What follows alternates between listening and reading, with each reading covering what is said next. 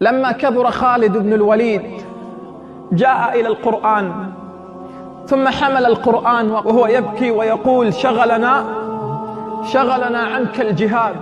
اليوم ماذا وما الذي شغلنا عن القرآن؟